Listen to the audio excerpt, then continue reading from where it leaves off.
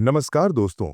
क्या आप जानते हैं कि आज तमिलनाडु की राजनीति में एक ऐसा तूफान आया है जो आने वाले चुनावों को पूरी तरह बदल सकता है। कल्पना कीजिए, लाखों लोग एक मैदान में इकट्ठे। प्रधानमंत्री नरेंद्र मोदी मंच पर खड़े होकर गरज रहे हैं। डीएमके सरकार का काउंटडाउन शुरू हो चुका है।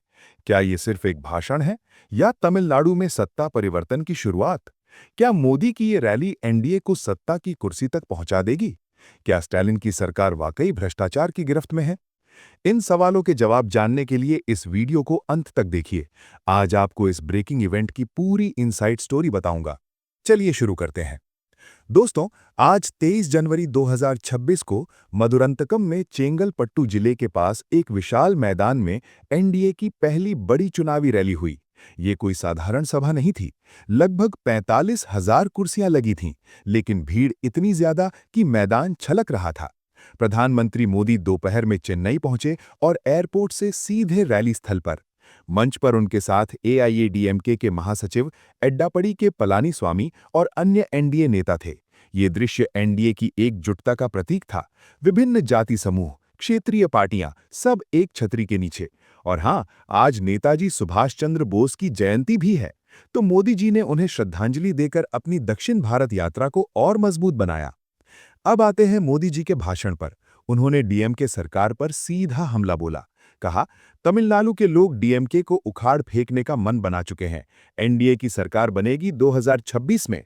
उन्होंने डीएमके को सीएमसी कहा, यानी करप्शन, माफिया, क्राइम।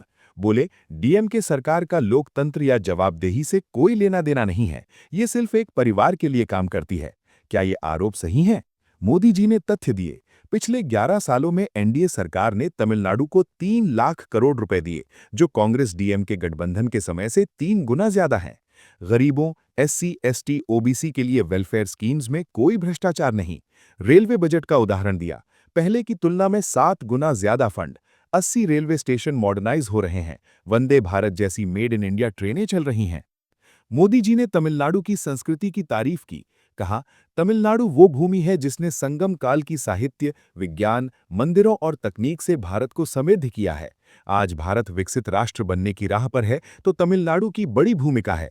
लेकिन डीएमके के बंधनों से तमिलनाडु को मुक्त करना जरूरी है। तमिलनाडु जितनी तेजी से विकसित होगा, उतनी तेजी से देश आगे बढ़ेगा। तमिलनाडु बीजेपी चीफ नैना नागेंद्रन ने भी तंज कसा। कहा, आज डीएमके का सूरज मोदी जी के आने से नहीं निकला। 2026 में सरकार बदलना तय है। अब क्या स्टालिन चुप रहेंगे? नहीं। मुख्यमंत्री एमके स्टालिन ने तुरंत पलटवार किया। कहा, एनडीए ने तमिलनाडु को बार बार धोखा दिया है। मोदी जी सिर्फ चुनाव के समय तमिलनाडु आते हैं। उन्होंने कई मांगे गिनाई। समग्र शिक्षा योजना के तहत 3,458 करोड़ रुपए बकाया, डीलिमिटेशन पर आश्वासन, गवर्नर की अराजकता खत्म करने, एमजीएनआरईजीए पेमेंट्स में देरी, AIIMS Madurai project, disaster relief funds, Coimbatore और मदुरई के मेट्रो रेल प्रपोजल और नीट से छूट की मांग। स्टालिन ने कहा, तमिलनाडु एनडीए के धोखों को गिन रहा है। दोस्तों, ये रैली 2026 के तमिलनाडु विधानसभा चुनावों की शुरुआत है। एनडीए इसे डीएमके के भ्रष्टाचार रिडन शासन के अंत की शुरुआत बता रही है। लेकिन सवाल तो उठते हैं, क्या एनडीए की एकजुटता डीएमके के मजबूत आधार को हिला पाएगी? क्या